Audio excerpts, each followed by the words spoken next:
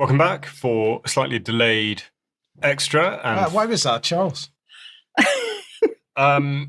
Is this the sort of stuff that we talk about? It's my fault.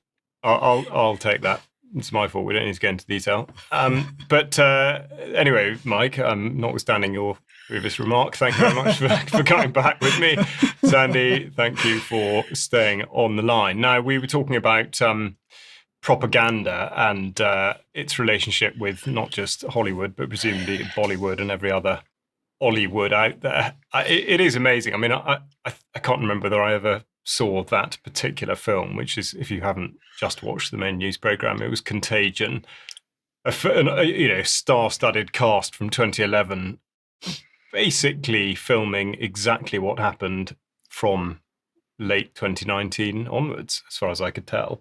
Isn't that right? Yes. Yeah. I mean, absolute dress rehearsal. And I know I played a clip a few weeks ago of Tom Cruise briefing up the plan that was just carried out the other day to bomb what they're describing as Iranian nuclear facilities. Of course, the plan having been cooked up during Top Gun Maverick. And this time, the global pandemic known as COVID-19 appears to have been scripted by whoever wrote Contagion in 2011.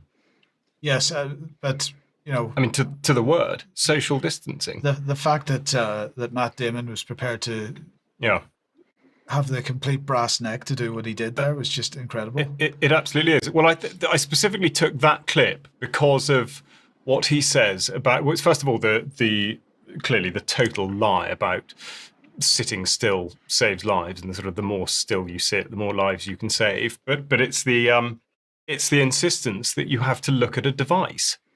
He doesn't say sit and play a musical instrument or sit and read or even do something that doesn't involve contact with other people, if that's that's the sort of route he was going down. But no, he specifically says, look at your telephone, look at your tablet. And of course, he was reading off a script from Columbia University. So there's no doubt that the what was described as a public health emergency absolutely went hand in hand with the push, very deliberate instruction for people to be tuned in to the fear right from the start. It is remarkable. I mean, whether there was a distant chime of irony somewhere in the darker recesses of his brain when he was saying that, having said in an interview 9 years earlier, or whatever it was, 8 years earlier, that frankly, people don't want to overreact, and it depends how the media deals with it. I mean, I don't know. I don't know how these people do sort of operate in that situation. Sandy, what do you think about either specifically that or the sort of theme in general? Well, I mean, it's interesting you mentioned Columbia University, because that is a hotbed, or has been historically a hotbed of technocratic thinking and ideology. The technocracy movement started there in the 1930s with some key people that were there, including Elon Musk's great-grandfather. So there's always been that with Columbia University, but also Hollywood. I mean, it makes you wonder, looking at that Contagion. It literally is. If you look at the Scenarios for Future Technologies document in 2010 from the Rockefeller Foundation, you see that it's literally lockstep. What they're talking about is lockstep. It's almost as though they'd read it. So I don't know. It's predictive programming on a level that you wouldn't believe, because it's predicting the future, and we see this so many times. I mean, we've seen it in other films. The Matrix, for instance. All of this is predictive programming. They know. I'm pretty sure that they know the future, and they just literally create these scenarios to, more or less, they have to tell us what's going to happen. It is interesting, isn't it, as to which way round conceivably would make more sense? Because the very fact that, because another classic, of course, is wag the dog, but once Hollywood has invested the money, time, effort, all the rest of it, to record, produce, stick the film out, everyone's gone and watched it. Is there an argument for the controlling entities, the authorities, whatever, looking at that and thinking, yeah, okay, 2020, I think we can probably do we could do Contagion. That would that would be the one that would fit what we want to do now. You just play out the rather than the suggestion that the people who were writing or putting out Contagion knew that was going to happen at a particular point in time. The other way about. Yes, I absolutely agree with what you're saying, and it's totally is predictive programming, but whether in actual fact, because it was so seeded in people's imaginations, the specific uses of, whether it be the lexicon, as I say, like social distancing or whatever, whether it is actually easier just to totally overlay it on top of something that exists in the public domain as a form of entertainment. I mean, I think that really the people that finance Hollywood are the very people that write the script, that write the script of what's happening in our world, as well as the Hollywood scripts. So, we know that it's heavily financed by, all sorts of organizations that are pulling the strings, if you like, in the whole global agenda. So it's no surprise to me, because, in a way, they've historically been pulling the strings for thousands of years. So I think it's just manifesting in entertainment, and that's the way it's meant to be.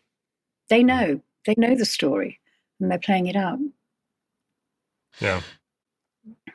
Somebody in the chat box saying they don't want to give Jeff Bezos any money for watching Contagion, and somebody else in the chat box saying the Pirate Bay may have another solution to that problem. Now, I couldn't possibly encourage anybody to break the law in such a way without at least proper protection in place, But I just read out that, not making any comment other than to read out that comment from the chat box. Well, if Robert Jenrick is allowed to break the law and post on Twitter about it, then sort of opens the door for the rest of us. I wanted to just come back onto the opening news item. Right. And somebody in the chat box had said, or at some point had made the point that Tommy Robinson, if it wasn't for Tommy Robinson, we wouldn't know anything about the grooming gangs. Now, this is going to be a controversial thing to say, but I just would invite people to consider what's being said here. Because the fact of the matter is that grooming gangs, as reprehensible as they are and as needing prosecution as they are, that entire thing was, in my opinion, and aside from the criminality of it, an operation by the deep state designed to incite strong feelings in the community on whichever side of the argument you happen to sit, whether you're Asian or white British, because the point that we've been trying to make since the beginning of that issue was that the grooming gangs could not have operated without the full complicity of the state. They were permitted to do what they did, and we need to be asking, why were they permitted to do what they did? Now, the excuse which is given is that people didn't step in because of concerns that they would be accused of being racist in some way. Sorry, that does not wash. Criminality is criminality, no matter who does it. So that's an excuse. The other thing that I want to make, the other point that I want to reiterate once again, is that contrary to much of the rhetoric which is out there, there is zero evidence to support the claim that there is a greater preponderance of sexual abuse of children in one community over another. And in fact, we have been working with the abused in this country for 20 years. And we can absolutely say with certainty that the vast majority of the people that we have been working with have been abused by people who are not Asian. And certainly, well, let's just leave it at that point there.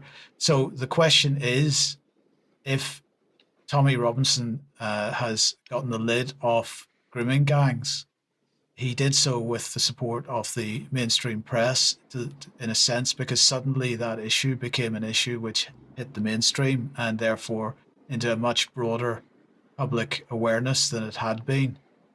Um, and then again, we should be asking the question, why did the mainstream media get onto that story and why now? Um, the other thing that I would make the other point that I would make here is that if you've been watching the UK column since I think around 2016, 2017, we have been highlighting the fact that we started to see rhetoric from the the police agencies, and the intelligence agencies suddenly talking about the rise of a far right in this country.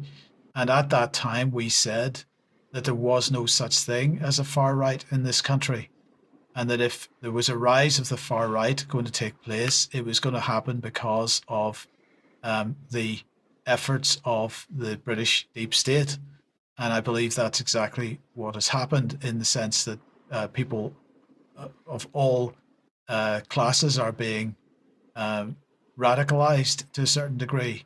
Now, as I say, this is probably quite difficult for some people to hear somebody saying, but I think we've got to consider the possibility that that's what's been going on. And I think that's really what you were attempting to start the conversation about with your report at the beginning of the program, Charles. So, I mean, what are your thoughts on what I've just said? Yeah, well, I would absolutely agree with that. I would also cite very early on Raja Mir, because UK Column now has, I think, 2 interviews with Raja. Ben Rubin's done 2 interviews with Raja Mir, and indeed he spoke at our on-location event in Cheltenham back in April. And absolute case in point. I mean, he I would say would be the go-to person on the wider issue and the enabling of the grooming gangs. So I think that's absolutely right. I think the danger with, and I don't actually mean to necessarily single out Tommy Robinson, but because he has become an icon in certain quarters, and because he does receive much more publicity than anybody who's in effect sending the same message, it is very easy to see that every single, but the narrative that he puts out, the things that he investigates or expose or whatever terms these things are put in, always have the same conclusion,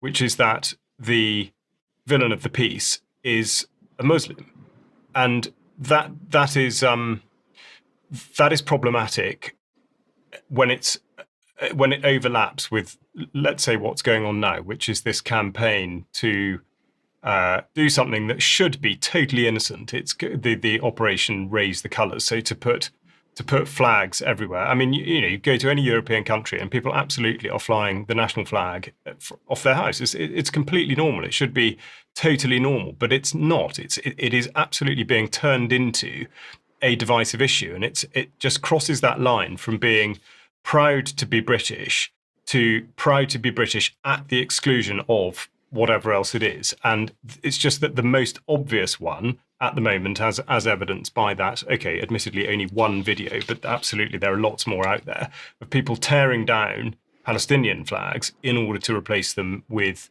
St. George's crosses or Union flags. And I think my contention would be that Tommy Robinson's work and the various causes that he promotes and the engagements that he has in a sort of media context are aggravating or creating tensions where none really should exist. And I think that's the problem. And I think people, for the absolutely vast majority of people who are perhaps considering that what's happening with flags and the sort of, people are, feeling some sense of national pride and all the rest of it, absolutely fine. But I think that there will be a huge lack of awareness amongst those sorts of people about the way in which they are, in effect, being manipulated, I think, and how that campaign can very easily be weaponized, and how, again, the other video that showed those chaps who were, as well as painting St. George's crosses on the side of a house, then shouting at people that they considered to be Muslim. I mean, that, seriously, who does that benefit? But I think it is easy to plot a line backwards from that to somebody like Tommy Robinson, simply because none of the material that he covers has anybody else as the wrongdoer. And therefore, it's very, very obvious, and this is the way that sort of media works in terms of messaging, it is very obvious that not only is every single cause that he brings out one that does down Islam as a faith, and specifically people who are described as Muslims in the UK, but on the obverse, and this is exactly what David Miller was talking about, this is to the advantage of the Israel lobby and the Zionist agenda, and that is really, really dangerous. Who are funding him, and that's why that's the destination of everything that he does, is because that is who is promoting exactly him. Now, but the question in the chat box then was, why was Tommy Robinson imprisoned and demonized?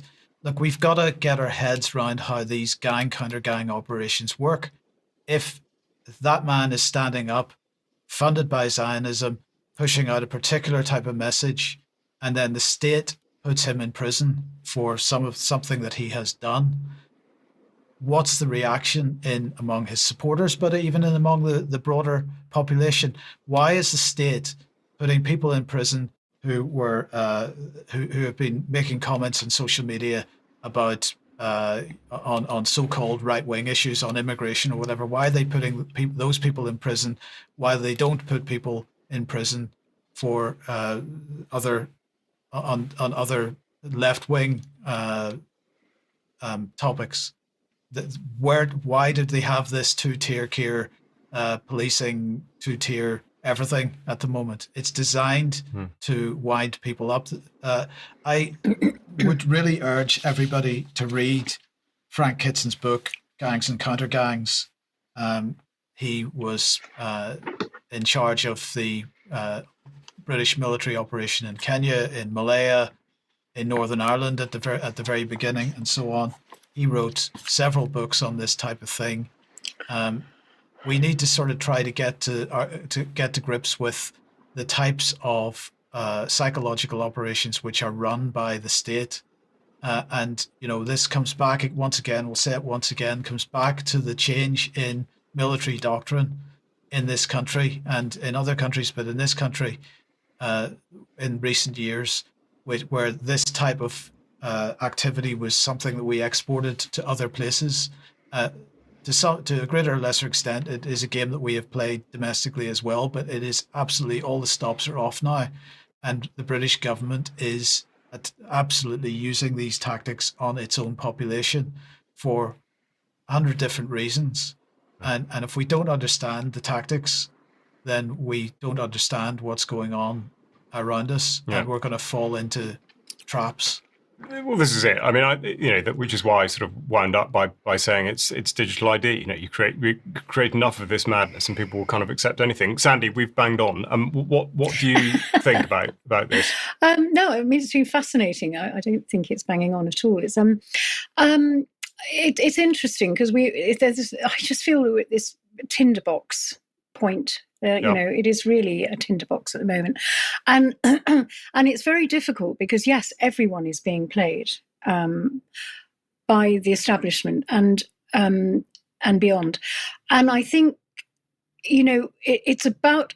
I would like to ask you two, what would your message be to people who are going to turn out on the 13th of September in London? What would your message be to them? My message, well, where do we start with that? I mean, that's a big question, Sandy, frankly. Sorry. It's just that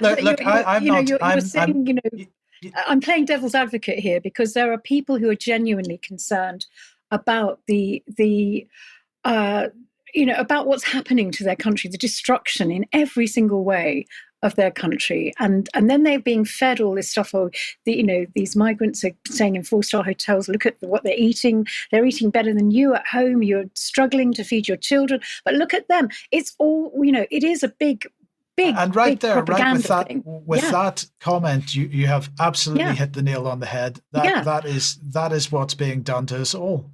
So and people are going to turn out. I mean, I met two very, very normal, kind of ordinary women the other day who stopped me, and they recognized me in the street, and they said, "You're Sandy, aren't you?" And are you going on the 13th of September? And I said, "No, not me." And it was really interesting. They said, "Oh, we're going," and they seemed so normal. And I said, "Well, what do you say to them? Because are they being drawn into some sort of thing where they could be used and end up being arrested, or I don't know." I mean, their argument to me was, well, we went on the last Tommy Robinson march and it was well organized, and he was saying, you've got to keep calm, you mustn't, and what do you say to that? Because we all know what he's about, and we know what Farage is about. We know that everybody's being manipulated. So what do you say to them when they say, we're going on that march? Yeah, but you say we know. Who knows? You might know. I might know. The people in the chat box might know. I did tell them. I spoke to them, and I said, look, this is it's really difficult because people do want to fight for their country. They do want to be able to fly their flag, but is it at the expense of pulling down a Palestinian flag when what's going on there is horrendous, and it's the same hidden hand that's organizing everything in that respect. And so I just feel that there's so much that people don't understand, and it's almost impossible. I mean, we do our best here to explain it, but I think a lot of people are, it's almost like a very emotive thing, and they are patriotic, and they don't like the destruction, but this destruction is coming in, as I said, with Agenda 2030, in every direction. They're being hit, and this is just a scapegoat. This is the way they vent their anger. Yes, and I know. This is why we have to be careful. But yes, absolutely. My worry is that their anger is going to be vented in the wrong direction. And I'm not saying that the immigration issue is not an issue that needs to be resolved, but I think that we're very, very close to the point where that issue is going to be resolved violently, and no matter who is saying keep calm and carry on, that ain't how it's going to be, because you're absolutely right. People have been wound up to boiling point. Now, on the issue of the flags, Charles said that flying flags in other countries is normal. If you think about it, the George Cross has been demonized in this country for 30 years, 40 years, because it is a flag which has been associated with the National Front, or with the various other so-called football right-wing supporters. Well, and the only time, but who made that? Who demonized it in that way? The mainstream press did. Of course. And the only time that you were allowed to bring the George Cross out was when England was playing in the World Cup or in the Euros or something, right? That was the only time you were allowed to bring it out. Otherwise, it was a symbol of right-wing extremism, right? That should be giving people a clue. Yeah. Right. Now, on the issue of so I'm not for one second suggesting that the migrant issue should not be dealt with, but dealing with issues when feelings are high, as they are at the moment, you're likely to end up with the wrong outcome. It's the same with the fact of the matter is, Sandy, as you know, with devolution and so on, constitutionally this country is screwed. Our governance is screwed in this country. How do you deal with that? Well, obviously, you've got to have a conversation about how we intend to be governed in the future. But the danger with things at the moment is that actually there aren't very many people in the country know enough about how governance works and how it should work, that they won't be taken down an even more extreme version of the devolution agenda that we're seeing at the moment, and right into the arms of Agenda 2030. That's very, very likely. I believe that the migrant issue is aside from digital ID, is on a broader issue, is absolutely going to bring us into the arms of Agenda 2030. It's also going to encourage us to support further activities abroad. And so, it's what do you say to people? There is no simple one line thing that you can say to people. It has to be a conversation. And so that conversation, I think, as David said, Charles's first segment today begins this conversation, this particular conversation today. But it doesn't end today, because it has to be something that we have over a longer period of time. So I don't think there's a quick and easy answer to that question. No. And it's difficult because when you look at the Olympics, and I always remember, weird though it was, the Olympic ceremony when it was in London, and they had Glastonbury tour, and everyone was sticking their flags in it. Everybody's proud to stick their flag into, they were proud to stick their flag into the tour and say, this is us, we're from Denmark, and there is that sense of national pride, which I think is actually quite healthy in lots of ways, so long as it doesn't become extreme. And I don't think most people in this country are extremists. They're not. They are concerned, but there is an element, obviously, of extreme racism going on, and as we saw in that, I mean, big sort of thuggy people, really behaving very badly, and so, whether that will take hold, I'm not so sure it will. I hope not, but I would hope that people are more measured and really understand, and if they do go to these marches, they actually keep their cool and don't get involved, because what they want is civil war, and we can't descend down that way. Yeah, because just then to clarify, can, you're not saying the people on the march want that, but the government wants that. Yeah, the government want that, exactly. Yeah. I mean, I think I regret to say, I think that's absolutely the case, because if we think about the emergency powers that were brought in as a result of COVID, those become much more. There's certainly much more scope for even more draconian limitations placed on people if you are on a war footing. So there's I have some major concerns that in the not too distant future we could be to some degree overtly at war with Russia, at which point all the people that have tried to offer a more balanced appraisal of what's going on between the UK and Russia end up on the wrong side of that. The censorship regime gets much stronger there.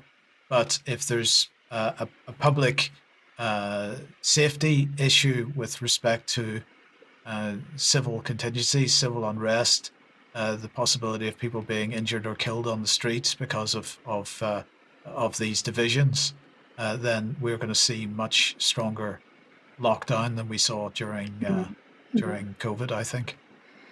Yep. Yeah, I would agree. I mean, I think that the situation, the I think really the issue that I think I was sort of heading towards in the news is that it is just very easy to see how the beginnings of this movement, if that's what you want to call it, can absolutely be turned, and it can be easily maneuvered into being one where there is a backlash from the authorities, let's say. And so to become associated with something, and exactly like you say, Sandy, you only need a handful of incidents to kick off, and suddenly everyone is implicated. And I think that's that is the danger. And I'm not going to go so far as to say that somebody like Tommy Robinson would deliberately incite that, but equally, I don't think that he and people in, let's say, that camp do enough to deter people from doing those sorts of things. And I think that's the that's the line. So yes, of course, anyone going to an event, 13th September and whatnot, yeah, of course, keep your cool and whatnot. I think to see how it's policed and reported on will be absolutely fascinating. But it is absolutely an event that could be used in order to justify anything. If such and such a thing, or a few actions take place that are, pinned on people who seem to be part of this campaign concerning, being British and all this kind of thing, which in its own way would create a, perhaps even genuine sort of counter reaction. So I think there's just great danger afoot, I would say, and that entirely suits the governing entities. I mean, not least because if you think back to what Farage has said, to what Yvette Cooper has said, to what Dan Jarvis has said, I mean, no one. Well, I excuse them to a point because, of course, we are where we are, tedious as it may be. But nobody has given any serious thought to what could be done differently. I mean, it is quite pathetic. And in fact, I would like to verify, they're now talking about this 35,000 people returned. I don't know why they keep using the word surge, but anyway, they're saying they've returned 35,000 people. Well, is that really the case? And to where? And this came up in all the Rwanda nonsense last year. How on earth do they keep track of those people? How do you know that if you're sending somebody wherever, that they're not going to be on the next boat the next day? I mean, you don't. So there is absolutely no sincere desire to apply brain power to it, because I would say all the various parties know that it is a necessary issue to retain in play because of the division that it enables. And therefore, with that, you have absolute carte blanche to do whatever you want for whatever reason.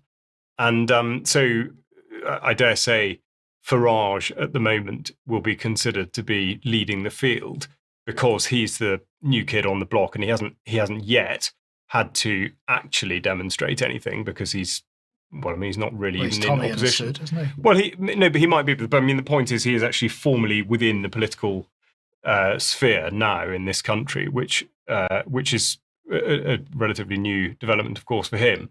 But by not being in government, he can say whatever the heck he likes. But even with that being the case, he still cannot articulate a coherent plan. And that was very obvious in the press conference yesterday. I mean, he appeared to be answering the questions honestly, but it appeared that he honestly didn't know what he was talking about. And I don't mean that as I'm not sort of laying into Nigel Farage needlessly, but it is a bit concerning if the one party that is standing up there on a supposed sort of migration and being British ticket can't even answer those questions after all this time. And in the same way that Dan Jarvis just sits there like a pudding, and she says, "But you've had a year," and he's just switches off. I mean, it's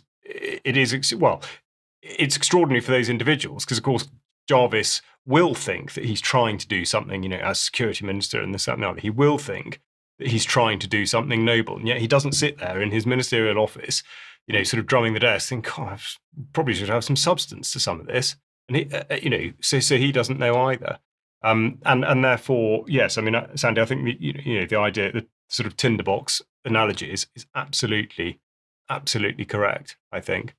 So calm, but also sort of on the other side of it, and I really do not mean this as a criticism, but there is no doubt that I would say concurrent with, and not as a result of, but concurrent with the changing situation across the landscape in the United Kingdom,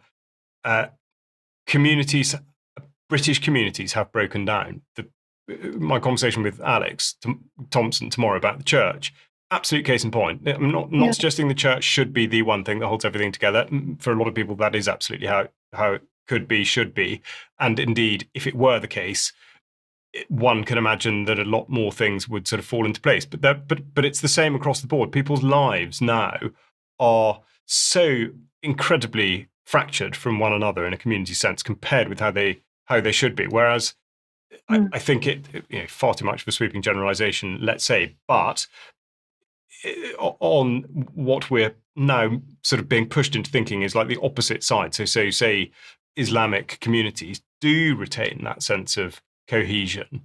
And if there were a greater sense of British society at a local level, even a family level, I think that would make a very, very significant difference. And yet we've got people like Matt Damon saying, don't talk to your family, don't, I mean, okay, talking about the public health thing, but that's had a lasting effect. 5 years on, find me let's say a pub that doesn't have probably 60% of people in there sitting in total silence, mucking around on a worse than telephone. that. Well, they're going to a pub and the music's again, so no wonder decibels, so you can't have a conversation. Yes, absolutely. But it hasn't always been like that, and we know that. I mean, if you look back Indeed. to post-war, it was people were family oriented.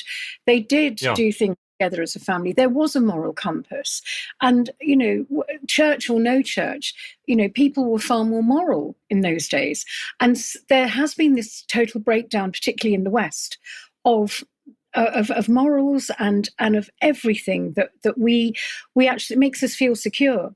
And I think that the West has been particularly targeted, and more so the UK, because the UK, I've always said this, has to be broken first. Then they can destroy the rest of it. And I think at the moment we are literally on that, we are the, if you like, the tip of that arrow. They need to get us first. And I've always said that, and I do believe it. I think that's the way right, that it's Sandy. happening. So, Yeah, I think that's absolutely right, and I think the thing that worries me about the people that will be campaigning on the day of Tommy's march, is there is no, it's a bit like COVID in a sense. What we saw was people getting around a particular issue, and suddenly everybody was in agreement, and everybody was going in marches together and whatnot. But actually, then after that, once COVID was finished, everybody started going in their own different directions again, and that cohesion that was there didn't last. And it's going to be the same with this, because actually there is no social cohesion amongst the white population in this country. We can't forget also years and years of ideological subversion that's gone on in all of our infrastructure. Exactly Police, what I was just about to DEI, say. everything. Absolutely. Yes. Couldn't agree more. And it began with economic pressures, which have broken up families and removed our desire to have children, all these kinds of issues. It's a process that's happened over 50 years. We sort of fell for it, I'm afraid.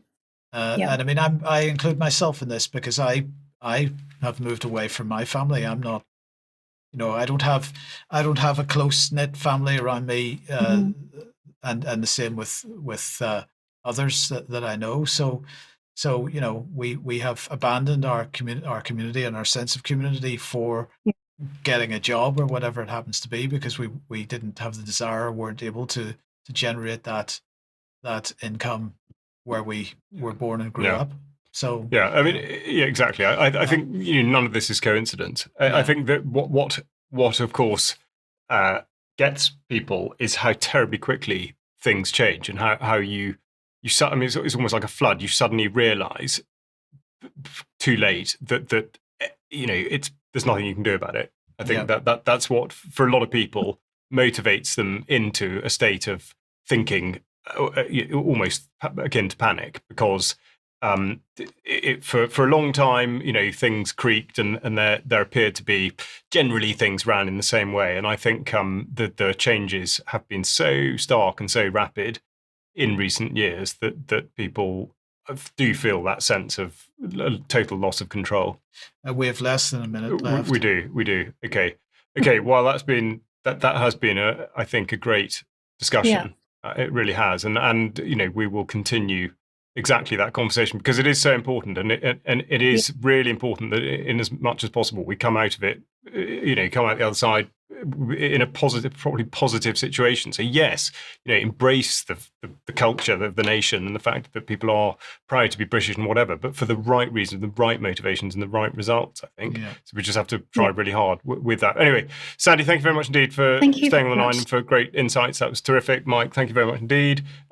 Thank you for joining us. Please listen to Germ and Carl this evening, and Alex and me talking tomorrow, and we will see you on Friday at 1 o'clock. Bye-bye. Bye-bye. Thank you. Bye.